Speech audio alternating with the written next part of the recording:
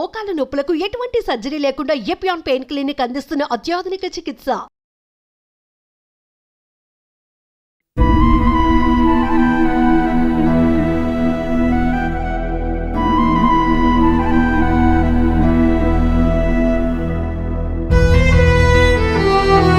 నమస్తే, welcome to Suman TV. Nizamabad జిల్లాలో దారుణం చోటు చేసుకుంది. ఒక మైనర్ బాలిక పైన అయితే ఒక వ్యక్తి అతి దారుణంగా అసభ్యకరంగా ప్రవర్తించాడు అనేది మనకు తెలుస్తూ ఉంది. మానభంగం చేసిండు అనేది ఒక న్యూస్ అనేది వైరల్ అవుతా ఉంది. ఈ వీరన్నగుట్ట విలేజ్కి అయితే మనం రావడం జరిగింది. వీరన్నగుట్ట తాండా ఇది. యాక్చువల్లీ ఈ తాండాలో దాదాపు 200 నుంచి 300 మంది నివసించే ప్రదేశం ఇది. యాక్చువల్లీ ఈ ఏరియాలో ఎవరైతే మనకి రెడ్డి నాయక్ గురించి మాట్లాడుకోవాలా, ఎవరైతే రెడ్డి నాయక్ ఎవరైతే ఉన్నారో ఇతను ఒక ఫైనాన్షియర్. అదేవిధంగా నార్మల్గా మనకి కిరాణా షాప్లో ఎవరైనా కూడా ఖాతా ఇచ్చే వెసులుబాటు ఉంటుంది. సో ఈ ఖాతా ఇవ్వడము, ఖాతా పెట్టిన వాళ్ళ దగ్గర నుంచి అమౌంట్ తీసుకోవడము, వాళ్ళకి అడగడమే వల్ల రెడ్డి నాయక్ కొంప కొల్లేరైంది అని చెప్పేసి మనం చెప్పుకోవాలి. ఎవరైతే వాళ్ళ ఫ్యామిలీ మెంబర్స్ గురించి మనం మాట్లాడుకుంటే ఎవరితో మాట్లాడినా కూడా రెడ్డి నాయక్ అనే క్యాండిడేట్ మంచి క్యాండిడేట్. ఎవరైతే మైనర్ బాలిక ఎవరైతే ఉందో సింధు అని చెప్పి చెప్తా ఉన్నారు. ఆమె మెంటలీగా డిసబుల్ అయి ఉంది. ఎవరైతే మనకి ఆ ఇంటి నుంచి సింధు వాళ్ళ ఇంటి నుంచి షాప్కి వెళ్ళడం జరిగింది. షాప్ నుంచి కొంతసేపు అయినా కూడా రాకపోయేసరికి అంటే ఎవరైతే తల్లిదండ్రులు ఎవరైతే ఉన్నారో ఆ షాప్ దగ్గరికి పోయి చూస్తే ఆ షాప్లో నుంచి తను బయటకు వస్తుంది అనేది మనకు ఒకటి తెలిసింది.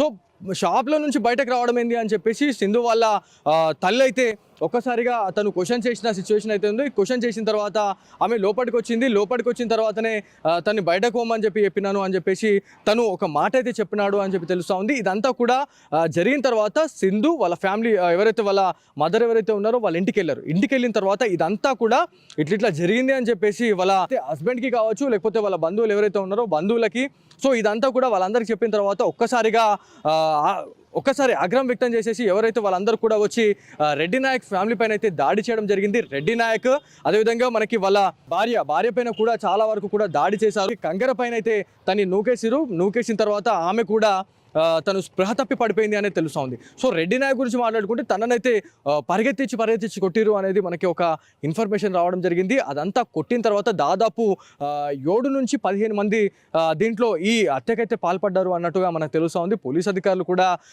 ఇన్వెస్టిగేషన్ అయితే చేస్తూ ఉన్నారు. కాకపోతే ఇప్పుడున్న సిచ్యువేషన్లో వీరన్నగుట్ట తాండలో మాత్రం ఒక హై అలర్ట్ అయితే ప్రకటించడం జరిగింది. 144 సెక్షన్ అయితే అమలు చేశామని చెప్పేసి బోధన ఏసీపీ అయినటువంటి శ్రీనివాస్ గారు అయితే చెప్పడం జరిగింది. కాకపోతే ఇదంతా కూడా ఏదైతే ఎవరైతే 15 మంది ఎవరైతే ఉన్నారో ఈడ్చుకుంటూ కొట్టడము, ఆ కొట్టిన తర్వాత రెడ్డి నాయక్ తను స్పృహ తప్పి పడిపోయిన తర్వాతనే ఈ గ్రామానికి సంబంధించిన సర్పంచ్కి అయితే వాళ్ళ కొడుకు కాల్ చేసిన తర్వాత సర్పంచ్ ఈ నియర్ బైలో ఉన్న రెంజల్ పోలీస్ స్టేషన్కి కాల్ చేసిన వెంటనే పోలీస్ అధికారులు వచ్చి మొత్తం A to Z అలర్ట్ అయితే చేయడం జరిగింది. అలర్ట్ చేసిన తర్వాతనే ఇదంతా కూడా బయటకు వచ్చింది అనేది తెలుస్తుంది. అంటే కాకపోతే ఎవరైతే రెడ్డి నాయక్ స్పృహ తప్పి పడిపోయిన తర్వాత నిజామాబాద్ ప్రభుత్వ ఆసుపత్రికి అయితే తరలించారు వైద్యం నిమిత్తం. కాకపోతే వైద్యం తీసుకుంటున్న సమయంలోనే ఆ బాడీ తట్టుకోలేకుండా ఆ బాడీ సహకరించకపోవడం వల్లే రెడ్డి నాయక్ చనిపోయడం అని తెలుస్తుంది. సో అదంతా తెలిసిన తర్వాత ఏదైతే ఆ నైటే కావచ్చు, లేకపోతే తెల్లవారుజామున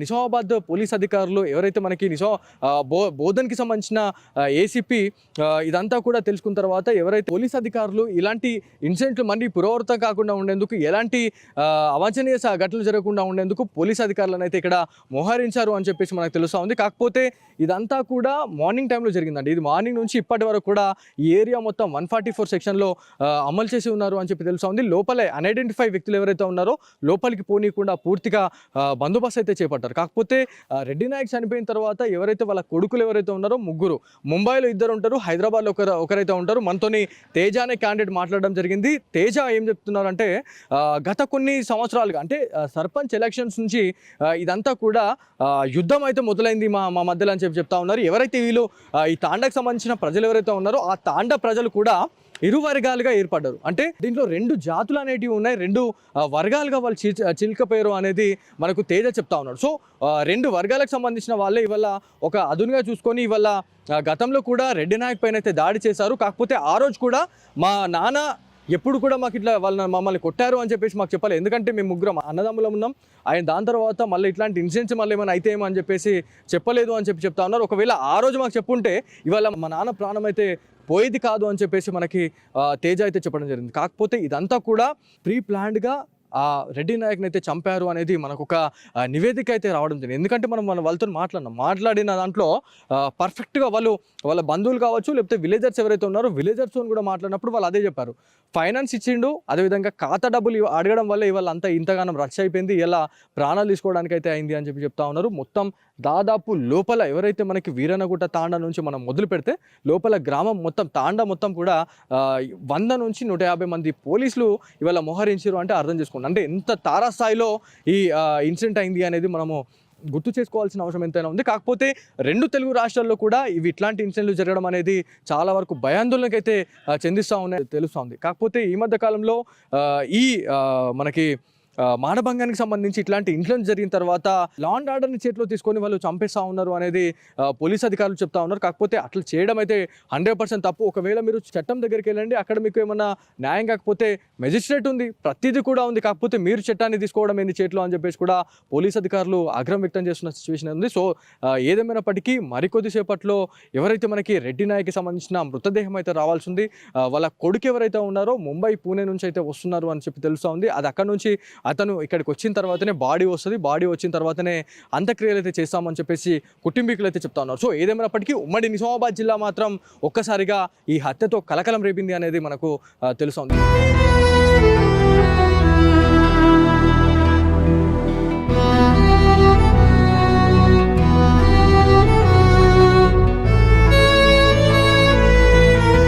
తోట తింటారు కదా, అది తంబాకు, అది తింటామని ఈడ వస్తే ఆమె తీసుకోబెట్టా లోపల పోయి అని చెప్పిండట.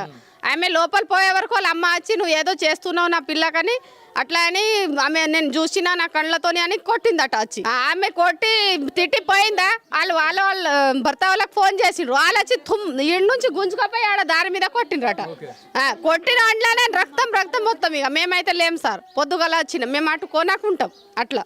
ఇప్పుడు మీది వీరనగుట్ట తాండానేనా? మా ఇదే కాంట సార్, మా మామనే అవుతాడు, మా కులముడే. ఎట్లా ఉంటాడు మరి ఆయన? ఇప్పటి వరకు అట్లా ఎప్పుడైనా చేసిండా మరి ఎవరినైనా? ఇప్పుడు దాకా అయితే ఎప్పుడు చేయలేడు. ఎవరితోనే చిన్న పిల్లలు ఉన్నప్పుడు ఓలైనా ఇది చేస్తారు కదా సార్, అట్లా అని తీసుకో పాప అని ఏదో అన్నాడు. అదే మాట, వాస్తవ మాట. మాకు కూడా పిల్లలు ఉన్నారు సార్ రేపటినాడు. అట్లా ఏం పెద్ద వయసు. ఎంతమంది చంపేశారు ఆయనని? వాళ్ళ కులం వాళ్ళు ఉన్నారు మాకు తెలియదు సార్. 20-30 మంది దాకా వచ్చిండట. అట్లా ఫుల్ కొట్టినట, పాముకి ఎట్లా కొడతారు అట్లా కొట్టినట. అలా చిన్న కొడుకు ఉండే, అయితే చిన్న కొడుకు కూడా పెట్రోల్ తీసుకొని 12 గంటల రాత్రికి వచ్చిండట, తలుపు తీయుండ్రి అని. అది ఉద్దేశం వాళ్ళది. ఇక అయితే ఆమె మా అత్తమ్మ తీసుకుపోయి వాళ్ళ ఇంట్లో దాస పెట్టిందట. అట్లా ఉంది సార్ పరిస్థితి. మొత్తుగలు వచ్చి అయితే మేమైతే గొడవ చేస్తే మొత్తం పోలీసు వాళ్ళు వచ్చి దిగిండ్రు. ఇదే సార్. ఇది మొత్తానికి ఎవరిని అడిగినా కూడా వాళ్ళు ఒకటే చెప్తా ఉన్నారు, రెడ్డి నాయక్ అనే క్యాండిడేట్ మంచి క్యాండిడేటే. ఒక చిన్న పాప అంటే దాదాపు 7 to 8 years ఉంటుంది.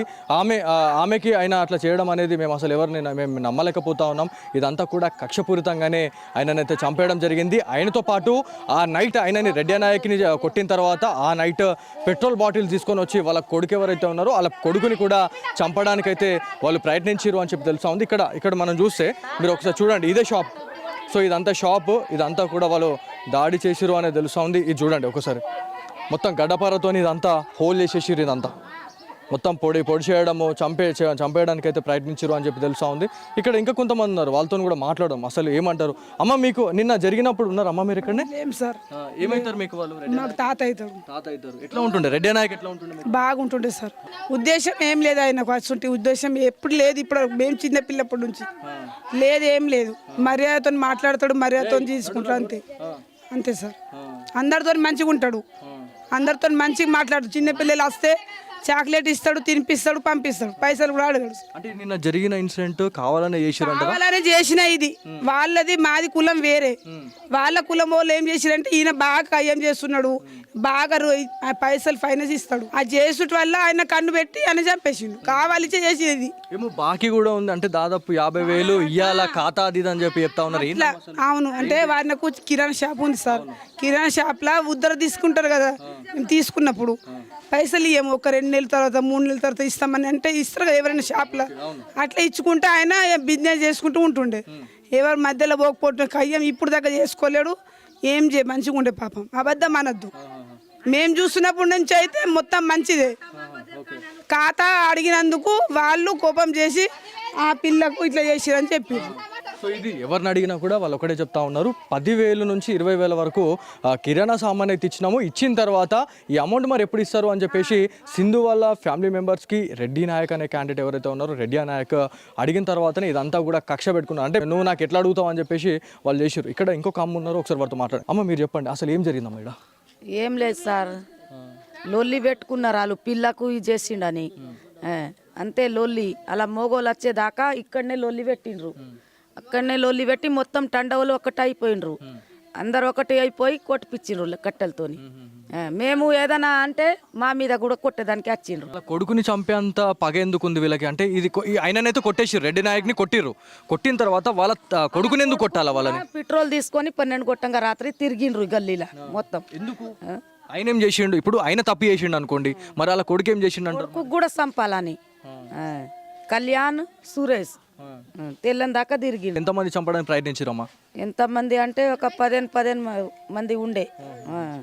ఓకే, దాంట్లో ఆడవాళ్ళు కూడా ఉన్నారా లేకపోతే ఓన్లీ మొగోళ్ళే ఉన్నారు? మొగోళ్ళు ఉన్నారు, ఆడవాళ్ళు మొగోళ్ళు అందరూ, పిల్లలు కూడా, ఆడపిల్లలు కూడా అందరూ ఉన్నారు. ఇదంతా కూడా యాక్చువల్లీ రెడ్డి నాయక్ గురించి మనం మాట్లాడుకుంటే తను ఫైనాన్స్ ఇస్తాడు, ఫైనాన్స్ ఇచ్చిన తర్వాత ఏదైతే మనకి షాప్ ఉందో ఈ షాప్లో కిరాణా సామాన్ కూడా తను ఖాతా పెట్టుకొని వాళ్ళకి ఇస్తాడు అనేది మనకు తెలుస్తూ ఉంది. అంటే ఇదంతా కూడా కొన్ని సంవత్సరాలుగా ఇది నడుస్తూ ఉంది. కాకపోతే ఇదంతా కూడా వాళ్ళు మనసులో పెట్టుకొని అమౌంట్ అడగడమే ఇలా పాపం అయిపోయింది. అమౌంట్ అడిగినాం కాబట్టి ఇవాళ రెడ్డి నాయక్ని ఎటు కాకుండా వేసేసారు, ఇలా చనిపోయేటట్టు చేసారు అనేది వీళ్ళ వర్షన్. సో ఇక్కడ వేరే వాళ్ళు ఉన్నారు, చాలామంది ఏడుస్తూ ఉన్నారు, వాళ్ళ బంధువులు ఉన్నారు. సో వాళ్ళ దగ్గర కూడా ఒకసారి వెళ్దాం మనం.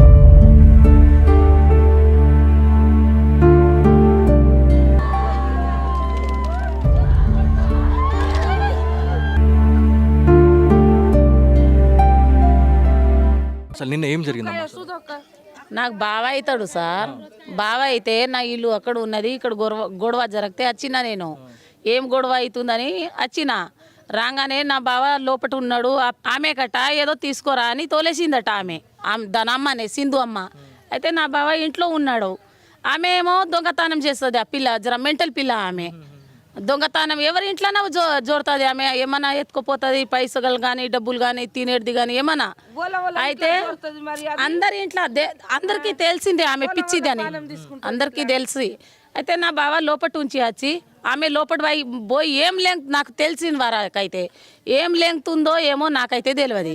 అయితే నా బావ వచ్చి ఆమె పిచ్చి పిల్ల, పిచ్చిదనా నువ్వు ఏం ఎప్పుడు దొంగతనం అట్లానే చేస్తావు, నువ్వు బయటికి వెళ్ళు అని ఇట్లా పట్టుకొని బయటికి లోపల ఉంచి బయటికి తీసుకొచ్చిండు. అట్లా తీసుకురాగానే దానమ్మ అక్కడ ఉంచి చూసింది.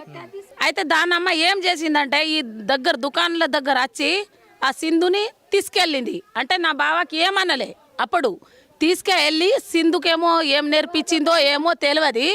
అక్కడ ఉంచి దాని అమ్మ కట్టెలు పట్టుకొని వాళ్ళ ఫ్యామిలీని తీసుకొచ్చి నువ్వు నా బిడ్డ చేసినావు, నువ్వు చేసినావు, నేను చూసినా, మరి నేను వచ్చినప్పుడు నువ్వు ఇంత లొల్లి చేసినావు కరెక్టే, నీ బిడ్డ చేసినప్పుడు అప్పుడే గల్ల పట్టుకునేది ఉండే కదా. నేను అన్న ఆమె కన్నా సింధు అమ్మ కన్నా గల్ల పట్టుకునేది ఉండే కదా. మరి నువ్వు పిల్లకి ఇంటికాడ తోలేసి వచ్చి కట్టెలు పట్టుకో అంటే ఎవరు నమ్ముతారంటే కాదు నేను చూసినా. అయితే సరే నువ్వు చూసినావా, నా బావకు అడిగినా, బావ నిజమా అబద్ధం చెప్పినా, బెటర్ నేను ఎట్లా ఉన్నా నీకు తెలుసా తెలియదా అంటే మాకైతే తెలుసు, నేను చిన్న దాని చేతిలో పెళ్లి చేసుకొచ్చిండ్రు చెప్పినాము, చూసినాము. అయితే ఆమె కాదు నా బిడ్డ పే చేసిండ్రు. అయితే సరే ఇప్పుడు మొగలు తాగి వేస్తారు, మీరు చెప్తుండ్రు కదా కట్టెలు పట్టుకొని మీరు డోర్ కొట్టకుండ్రి, మీరు ఆడోళ్ళతోటి ఎక్కువ గొడవ అవుతుంది, మొగలు తాగి వేస్తారు బేట. ఏదైనా మాటలు ఉంటే పొద్దుగాల పెద్దోళ్ళు కూసుండి సర్పంచ్ కానీ మన పెద్ద నాయకుడు కానీ కూసుండబెట్టి మాట్లాడదాం, ఆ రెడ్డి నాయకు తప్పు ఉంటే చెప్పుతోటి కోట్పిస్తాం. అట్లా నేను చెప్తే ఆమె ఏమన్నదంటే ఆ సర్పంచ్ నా పెద్ద నాయకుడు అని సింధు మా అమ్మ చెప్పింది. మా ఇంట్లో పరిష్కారం మేమే చెప్పేస్తాము, మేమే చేస్తాము, మేము చంపేబడేస్తామని ఆమె కాలు మొక్కితే కూడా ఆమె పోలే. మా బావ కూడా నేను ఏం చేయలే కానీ కాలు మోగుతున్నా పొద్దుగాల మాట్లాడతామని రెడ్డి నాయకనేమో కాలు పట్టిండు. ఆయన సింధు అమ్మ ఈయనలే, మేము కూడా కాలు మొక్కినాం ఈయనలే. వాళ్ళు మొగలు తాగి వచ్చిండ్రు. నా బావ ఇక తప్పు చేసినా ఎక్కడైనా దాచుకుంటాడు కదా సార్. అయితే నా బావ దాయకుండా అట్లనే నిలబడ్డాడు. ఇదంతా కావాలనే చేసిరని అనుకుంటున్నారు మీరు? కావాలనే చేసిరని మాకు తెలుసు. అది కక్ష, ఆయన ఫైనాన్స్ చేస్తాడు, ఫైనాన్స్ పెడతాడు ఆయన. ఫైనాన్స్ తీసుకున్నారో ఏమో కావాలని ఆ రెడ్డి మీద పగబట్టి ఆ పిచ్చి పిల్లకు మరి వేరే పిల్లకి ఎందుకు చెప్పలేరు వాళ్ళు? వేరే పిల్లకు అంటే మంచి పిల్లకు పేరు తీసుకోలేరు, పిచ్చి పిల్లకే పేరు తీసుకొని ఎట్లా చేద్దామని ఎందుకు చేసిండ్రు? కావాలని చేసిండ్రు, చంపేసిండ్రు అంతే. ఇది ఒక్కొక్కరి వర్షన్ ఒక్కొక్క రకంగా ఉంది. వాళ్ళైతే ప్రీ ప్లాన్డ్గా వాళ్ళు చంపేశారు అనేది వాళ్ళు చెప్తా ఉన్నారు. మొత్తానికి ఇక్కడ ఈ వీరనగుట్ట తాండాలో అయితే పోలీస్ బలగాలు అయితే మోహరించడం జరిగింది. పోలీస్ అధికారులు ఇక్కడ 144 సెక్షన్ అయితే అమలు చేశారు అనేది తెలుస్తాం. ఏదేమైనా కూడా ఎలాంటి అవాంఛనీయ సంఘటనలు జరగకుండా పూర్తిగా బందోబస్తును అయితే మోహరించినామని చెప్పేసి నిజామాబాద్ జిల్లా పోలీస్ అధికారులు చెప్తా ఉన్నారు.